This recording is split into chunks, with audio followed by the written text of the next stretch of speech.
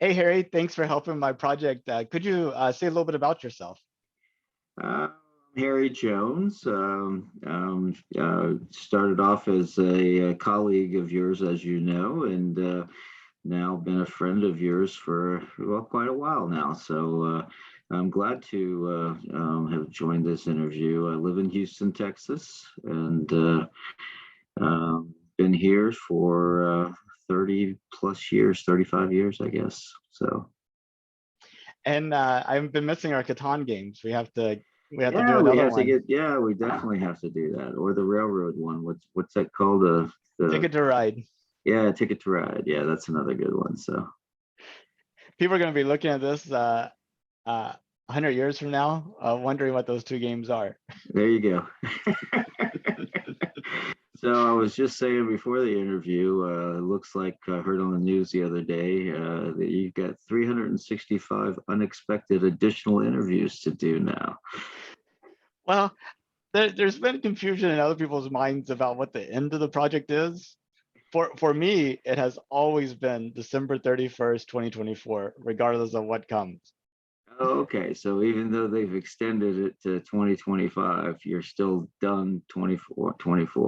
Okay. Exactly. We are going to have a huge New Year's Eve party, celebrate the final interview, and Gotcha. kind of put a bow on this. And I imagine it's been tough to make sure that you can find an interviewee every single day. So it has been some tough. days, yeah. My original plan was to actually do them all in person, impromptu at Starbucks or at the mall, kind Uh, of get used to talking to people. And then whenever the COVID lockdowns happen, of course, going up to random strangers, trying to start a conversation. didn't work out so well. Yeah. Yeah, imagine so. So I actually have a question for you though. When did they announce that we were going back to the moon? Well, theoretically, NASA had plans, for many years to go back by 2028. But what really kind of juiced things up was in 2019. Um, Mike Pence, who was, as vice president, was leading the National Space Council, announced that, hey, we need to move that up to 2024. And Jim Bridenstine, the NASA administrator at the time, really lit the fire under everybody and started having things. So 2019 is really when it got announced. Okay, so here's what I was thinking about this earlier because I figured it was sometime around that time frame, and I looked up and saw that Kennedy said it in 1961, and we were there by 1969. So that's only 8 years. And Only 8 what you years. just said was 5 years, and they were planning before that, right?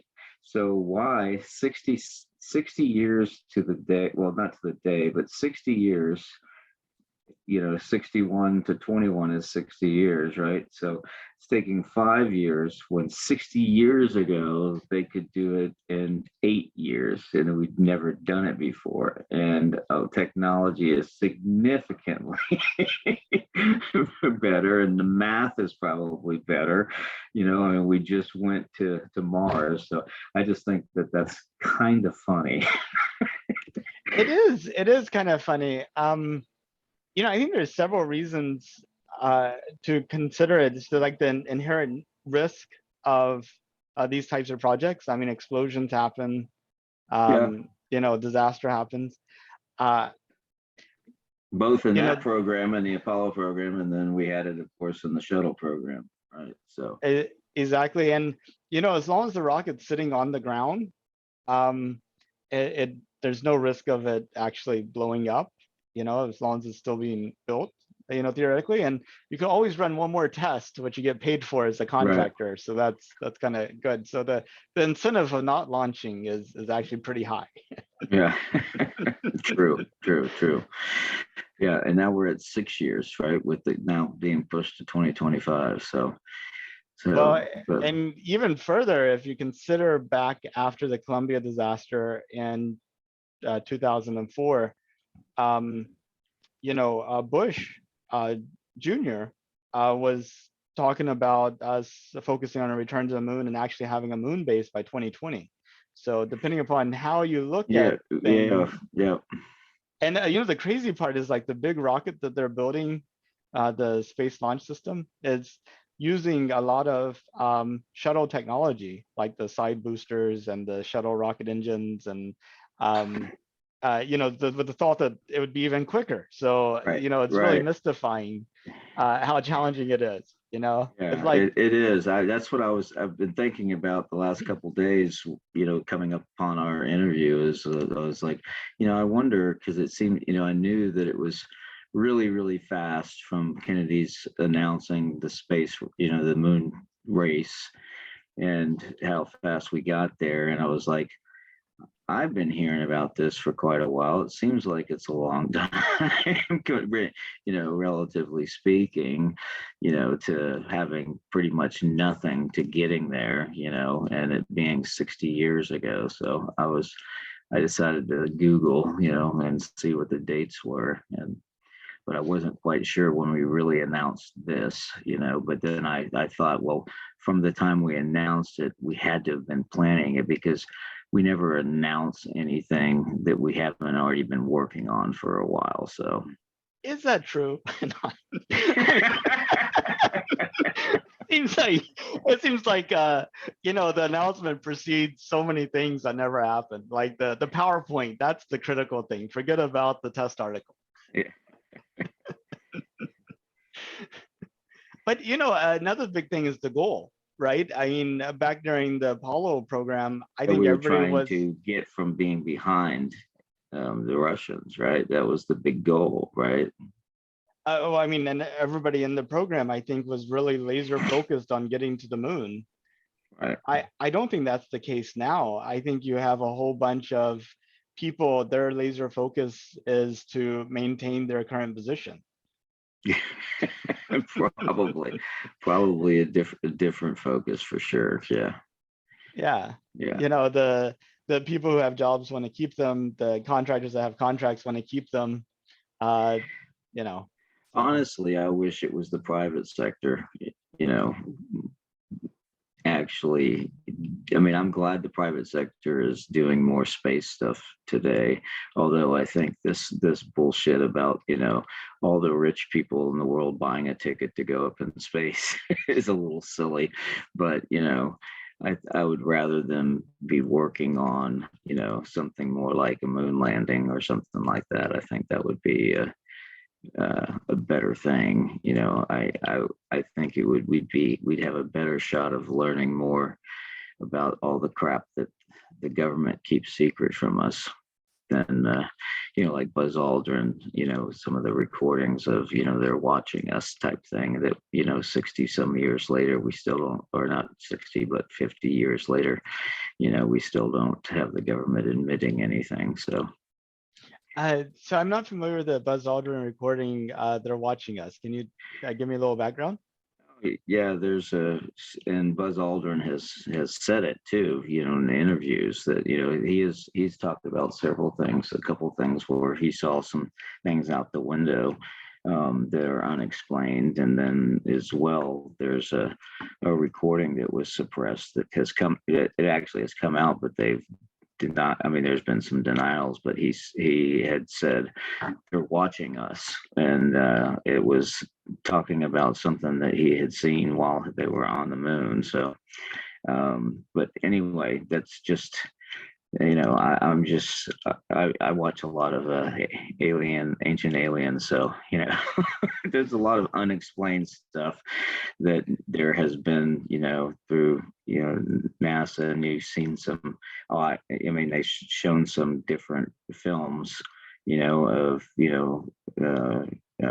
tracking of lights in formation, and then them moving at impossible angles and speeds, away from, capsules and whatnot, and the space shuttles. And I just think that, we're never going to hear actual or see everything that has been recorded by NASA. So I kind of, like the idea of possibly the private sector, going into space, and the possibility that we might actually get, more recordings from that, and than we would from our government. So So several things I thought be good to kind of tease out there. First of all, there's a lot of things about human life here on Earth that doesn't make sense. But if this is just one big sitcom, it's totally explainable. a big sitcom. Yeah, for the Now, aliens, I was you know, curious. like Do you watch? Yeah, yeah. Well, like some. I saw something the other day, a meme that was like, what if the stars are just the light the coming through the the jar, holes and yeah, the the holes in holes the in the jar. jar that were. Absolutely. Yeah. Yeah. Just curious. Do you ever watch any of the Ancient Alien stuff? That just I and haven't, like, this there's is the two. History Channel, right? Yeah, there's too many. I mean, there's a lot on there where it's just like, oh, ancient aliens, oh, ancient aliens.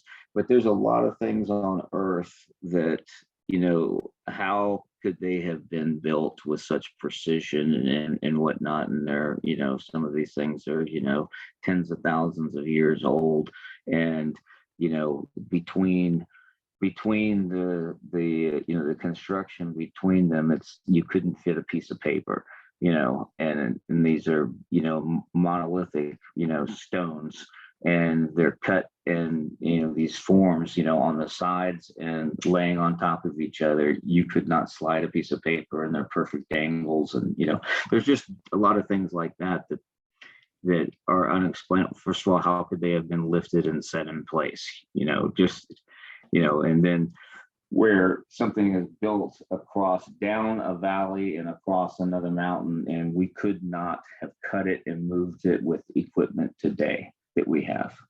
And it's like, where, what happened to the technology that did that today? So, I know we're supposed to be talking about the moon, but I know, weren't we just talking about the moon, about how we lost yeah, the technology? I mean, that's happened in yeah, 50 years. yeah, So yeah, it's not yeah. surprising. I mean, I bet you and I cannot keep and breed horses with the knowledge that we have. Maybe you can. I can, Yeah, no, But like 120 years ago, that have been common knowledge, like, I think, pretty much. Oh, well, that's true. Like blacksmithing, I mean, I'm sure there was a whole lot more people that could blacksmith, or make candles, right? People were probably making their own candles, or everybody knew how to light a lantern without blowing themselves up. Are dying from the carbon dioxide, like Yeah, they probably didn't know what carbon dioxide was, but they had yeah, a pretty good clue. If you do this, you yeah, don't live, and if you do this, you live. yeah, yeah. So what?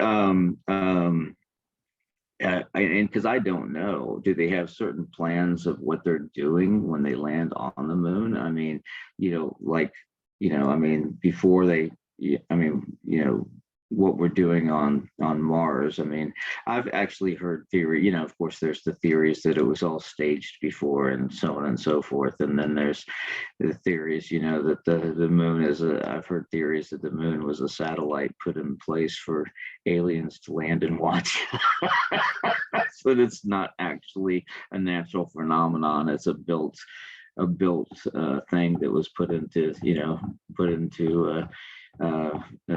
orbit around us, just to be a staging station for some race to land on and watch us. But anyway, not that I believe that, because I don't. But what is the goal that we're doing other than going there? Do they have any projects that they've announced that they're doing?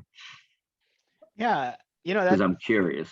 the thing is, there's a lots of reasons, and maybe there's so many reasons that turns into, like, no overly compelling reason that it doesn't really make sense. I could tell you some of the things that people are talking about. One is, the moon has like a 1 degree tilt compared to in relation to the sun.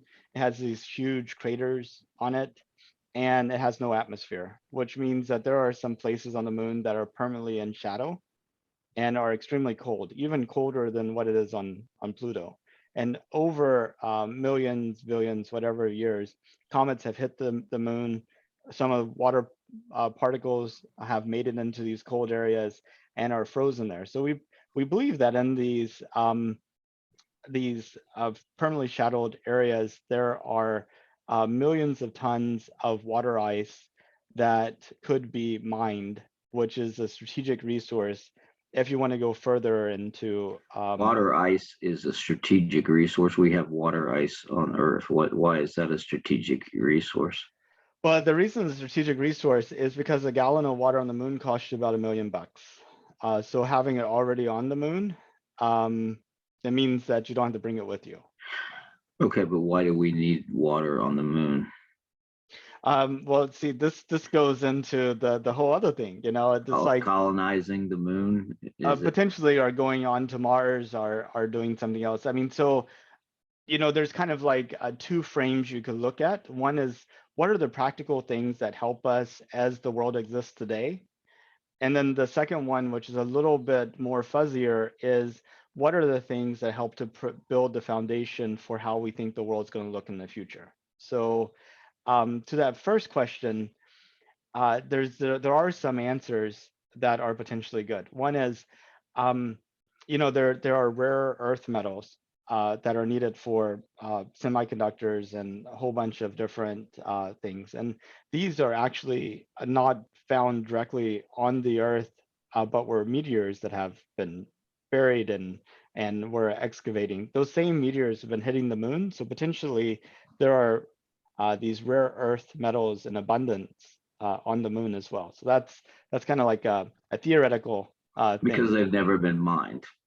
because they've never been mined, and also you don't have weathering. Yeah, you don't have vegetation. You can. So who has claim to them if Russia decides to send, I mean, like we have territories, right? We can't just go to Russia and go mine their rare earth metals. And so like now let's just say that Russia goes to the moon and beats us there or gets there at the same time and they start mining rare earth metals. So, who divides up the moon? Yeah, so before the United States landed on the moon, there was an international treaty called the Outer Space Treaty that kind of said that no nation on Earth can claim something off of the Earth. So the moon can't be claimed by planting a flag on it. All of our flags are like symbolic. It did talk of, but the theory is that if, even though people can't like claim the moon, we could still use its resources. And the analogy that's been sort of we've been working on is sort of like the oceans. You can't claim the ocean, but you can send a fishing boat out there, gather fish, put it onto your deck, and now those fish belong to you. Okay. So that's sort of the legal Same. theory that Okay, we're kind of gotcha. looking at, is that you can't say this is mine, but you go there and put like a mining operation, extract the resources, take those resources and do something with it. Okay, that makes sense then. Okay, I And get that.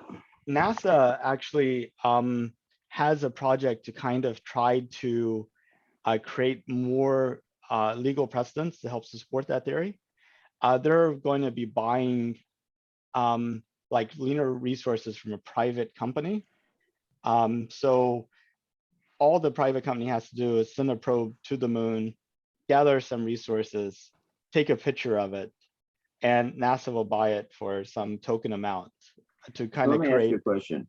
So you just said a gallon of water is costs $1 million, and I'm assuming you meant to get it from Earth to the moon.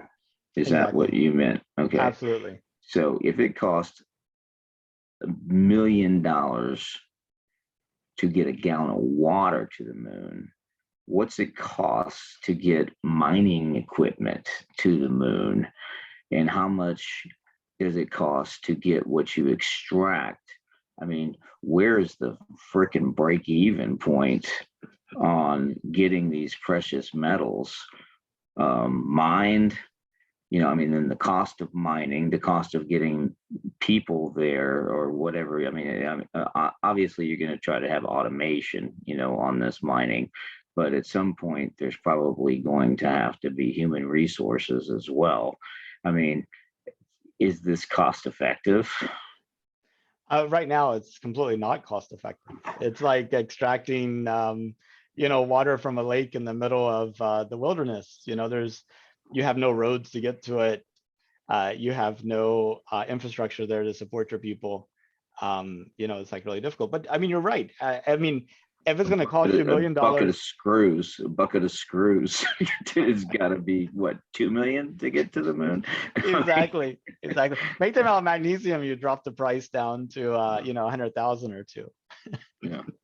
But that's a very good point. And the way the economies of scale and the access to space is now, um, it's so prohibitively expensive to do anything in space other than like some type of kind of egotistical thing. You can't do. You got to bring down the cost, and I think that's where SpaceX and Starship are coming in. I don't know if you're familiar with what they're doing down there near Brownsville. I knew that they just opened up. I mean, they just moved down there just recently, and but I don't know what they're doing. They're No. building this huge, completely reusable spaceship that could get 100 tons to the moon, and it'd be much cheaper than anything we've had before, because you'll be able to reuse that same craft over and over and over again. And what is their date that they would be able to get there? Well, SpaceX has won the human landing system contract for NASA to actually build the lander to take the astronauts from around the moon orbit to the moon. They got sued by Bezos, and Bezos lost, right? Yes. Jeff Bezos' company Blue Origin sued NASA, saying that they didn't follow the rules in allocating that contract. That kind of set them back about 7 months. But the latest court ruling is that NASA did everything right and that they should move forward. And Jeff Bezos has accepted that, and it's proceeding. Did he have to pay all of SpaceX's court costs? Well, he didn't sue SpaceX. He sued NASA. Okay. Gotcha. Yeah. You have to pay NASA's court costs and the cost of delays. No, he didn't. Though he had that in his contract that if he wanted NASA to pay his court fees. Nice, of course. He's such a prick. Well, I'm sure the lawyers are like, "Hey, this is just boilerplate. Make sure you keep this in there." Yeah. But now when people for 150 years, they're going to be like, prick. What's a prick? Is that like where you take the pen and you're like, yeah, it's a pin prick. Blood? Yeah, that's what I meant, pin prick. Because he makes everything painful. There you go. But if SpaceX is able to do what they're talking about, the cost of a gallon of water on the moon paradoxically goes down to like $100, $1,000, something like that. Then that resource is not so important. But to your point, now you could get mining equipment there, and you could take Caterpillar heavy industrial equipment and just put it on the moon and start doing stuff. So maybe we don't care about the water ice on the poles. It's like, it's great that it's there, but if you get so much from the Earth.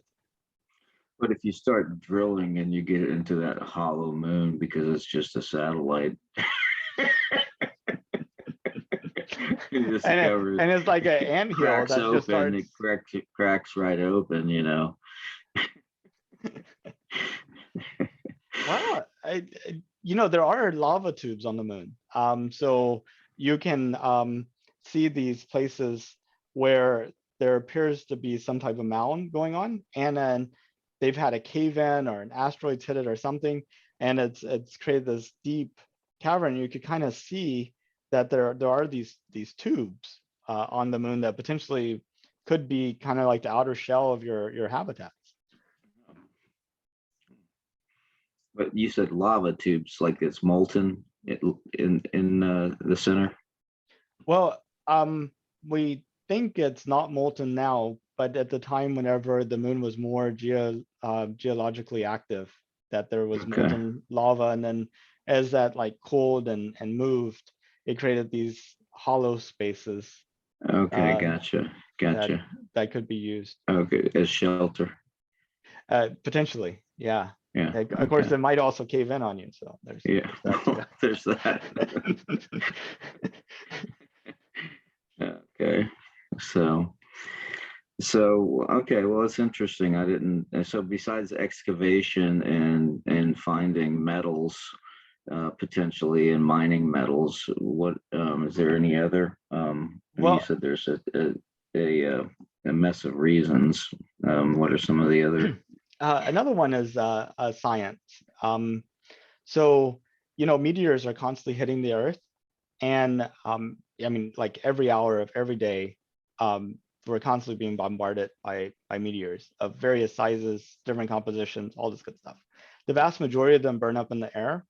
The ones that don't burn in the air usually land on the ocean because the oceans are water. And the ones that land on land, you don't see them for too long because Earth has very active weather and ecology, and it gets weathered away and grown over. They But worth a fortune if you actually find one? Like, don't people sell them for a fortune if they actually find a genuine meteor? yeah, they do. I don't know how much the going price is, but you do, they are collector items. But the thing is, the moon's been traveling through the same volume of space as the Earth. And so these same type of things have been hitting the moon in roughly the same proportion. But unlike the Earth, where they get grown over or at the bottom of the ocean or burn up the atmosphere, the moon has somewhat of a record of these things. So you can imagine having a whole bunch of like material that's in like these 1,000-year orbits around the sun, 5,000-year orbits, 10,000-year orbits, 20,000-year orbits.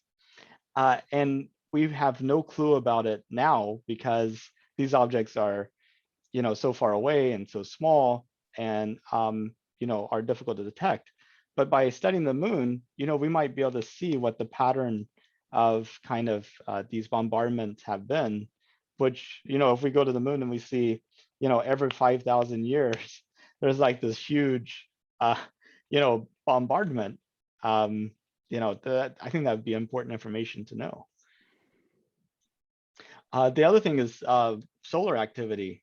The sun's very active. I know we all in kindergarten just put a little yellow circle up in the right hand, and that's the sun. But it's actually, uh, it has these big Flares solar and flares, and right. some of that activity has made um, impressions on the moon over time that we might be able to also research and get a better idea of. So those are something, and the So biggest reason is to find out what we don't know.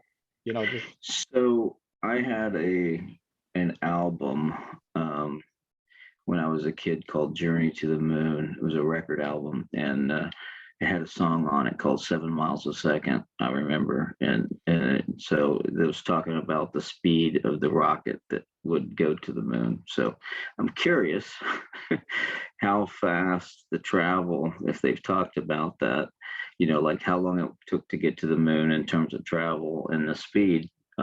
It's just always stuck with me, that song. And so how fast the rockets travel today that would go to the moon, have they talked about that at all?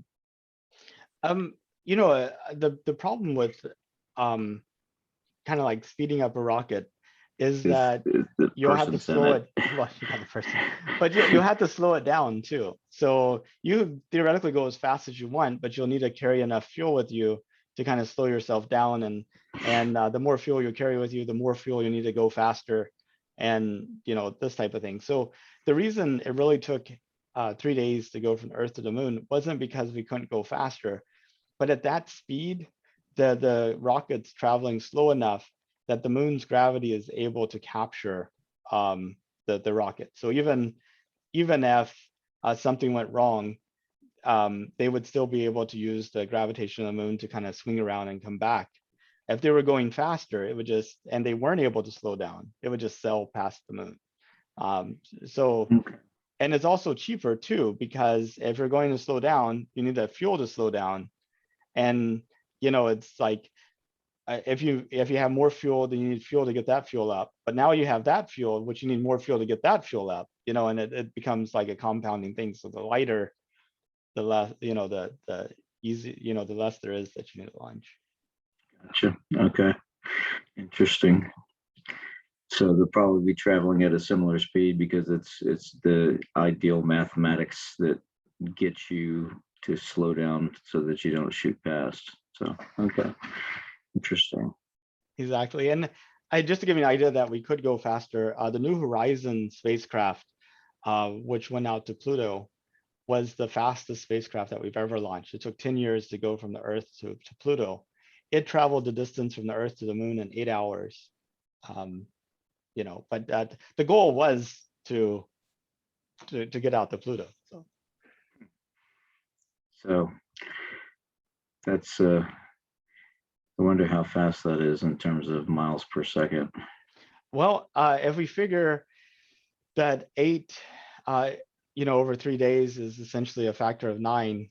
Yeah. So you would just take your 7 number and miles multiply. Yeah. So it's by 9. 63. Yeah, that's amazing. But so what do you think about going back to the moon?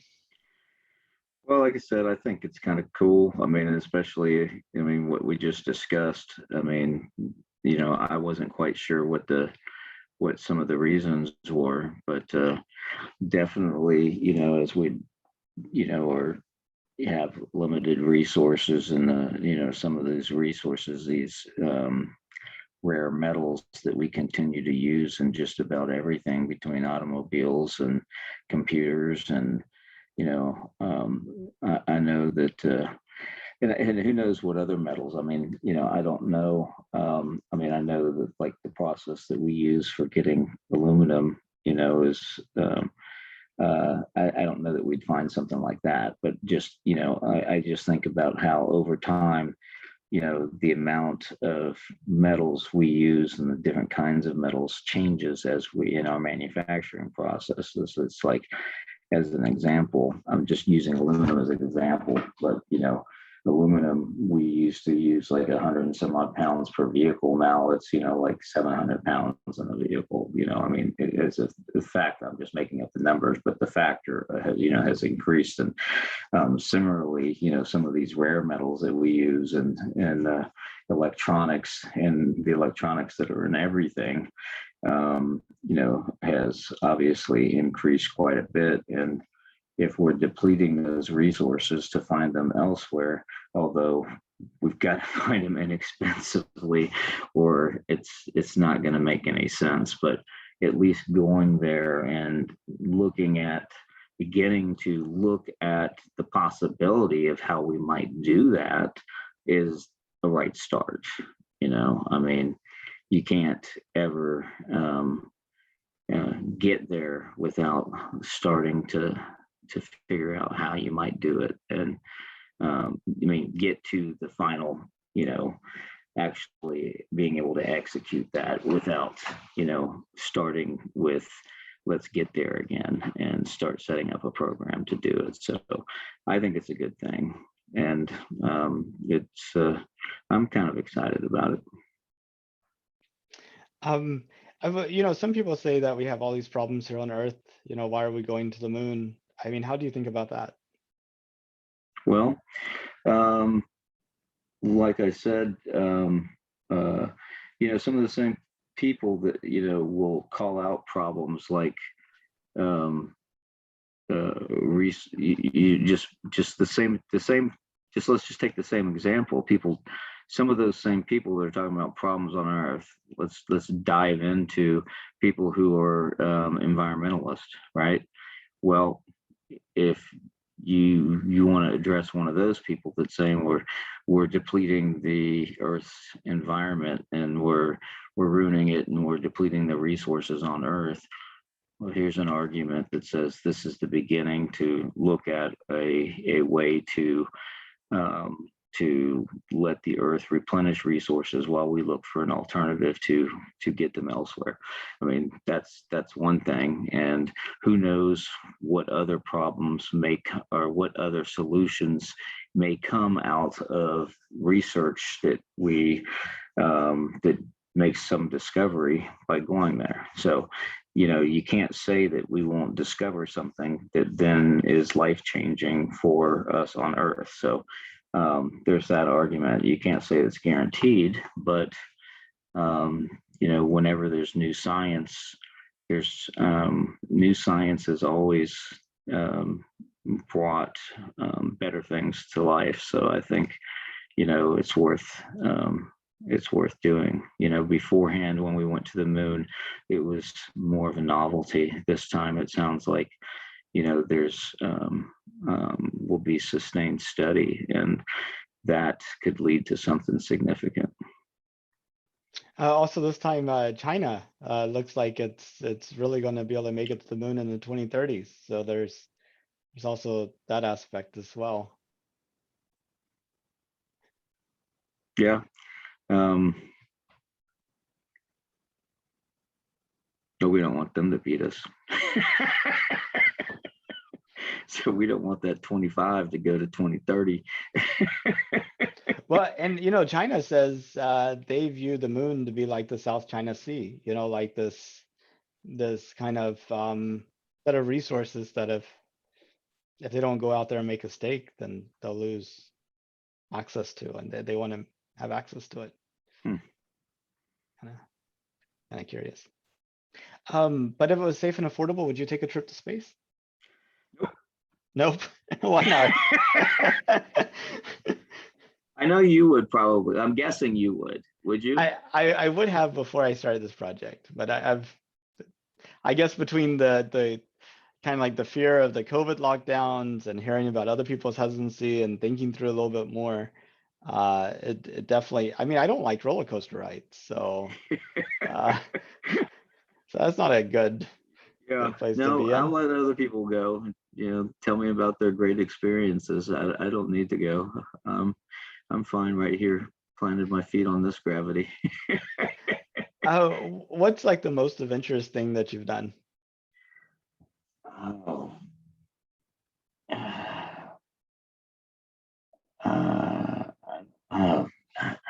Most adventurous thing, I guess, zip lining across two mountains. Wow. Yeah. In Whistler, they have a series of zip lines that go across a valley between two mountains. It's not huge. It's not like it's a couple hundred yards, and you get to look down. I guess that's probably the most adventurous thing I've done. That was kind of fun. Now, I have heard about, we have some friends from, my sons were, divers for a long time. And so we had some diver friends of theirs on a very similar experience had a zip line break. They were on a vacation, and I can't remember if it was the husband or wife, but the zip line broke and that person fell to their death. Oh my gosh.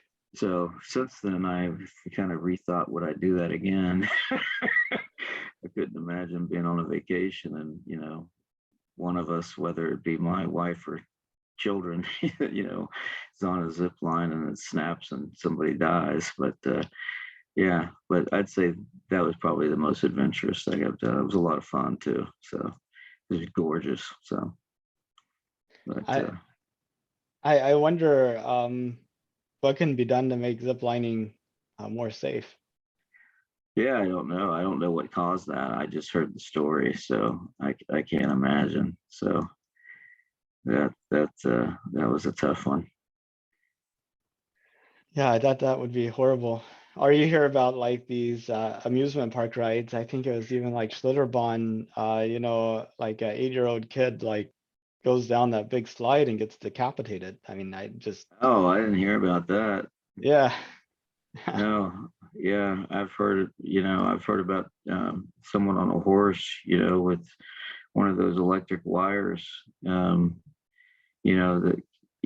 are on ranches and getting decapitated, or barbed wire or something where they're riding and don't see it and get decapitated, and things like that. It's like, oh no, I know what it was. It was a four-wheeler, and four-wheeling on a ranch, and you just rode right through a barbed wire fence and decapitated. Yeah, that's it's quick. Well, you hope it could Yeah, also be slow. yeah, quicker than falling and having to think about it the whole way down. That's, I would think, anyway. Yeah. So Yeah, I was anyway, watching Dread. It's like Judge Dredd, but it's the uh, sequel. And they have like this narcotic that slows down time. And like the ultimate like gang punishment is to give it to you and then throw you off of this 300-story building. So oh time no. slowing down for you and you experience the whole, Oh God. Yeah, yeah, that's pretty cruel. it is. It is. So Yeah. you would, just hearing other people talk about not wanting to go to the moon and giving their reasons is one of the things that you've thought about. How did COVID play into that in terms of not wanting to go to space now? You mentioned that was one of the things that has influenced you to change your mind. Well, I mean, I think fear begets fear. It's like all related. You become afraid of one thing, you become afraid of lots of things. Um, so I mean, obviously, our sensitivity to fear, I think, is really increased, and we've become a lot more cautious. I think right now we're tired of caution, and we're becoming a lot Yeah. less cautious. We're kind of all wanting to go out on zip lines at this point, Yeah. just to feel alive and brave and all that good stuff. Well, I've got to run. I've got to go do that's why I had to do this earlier. Is I found out that the know your numbers thing for HP was due tomorrow, and I'm out of work tomorrow. I'm going to be gone, so I had to schedule mine today. So I've got to leave here in about 8 minutes. So, but I'm glad we did this. It was interesting. I learned something. So that was fun, and it's the first time we really talked about. I've known for a long time how passionate you are about space and everything, and it was neat to hear some of your knowledge too. So thank you for asking me to be one of your interviewees. Well, thank you for participating, and I need Yeah, 1,100 plus more people. So if you know yeah. anybody, Oh, is that how many you need? Is that yeah, how many more you left? 1,143, I think is the number. Wow. And how many have you? How many? What number am I? Well, I started at 1840, so I've been counting down to the end of 2024. Okay. So I think I've done uh, roughly 700 interviews at this point. Wow. Wow. That's amazing. That is really amazing. Yeah, I think I'm gonna let it sit for a few years and then come back and watch all of them over a period of time. It'd be quite informative. Yeah. Yeah. No, that's pretty neat. Yeah. Very good. All right. Well, thanks, Nathan. Have a great rest of your day. We'll see you. Okay, bye-bye. Okay. Bye.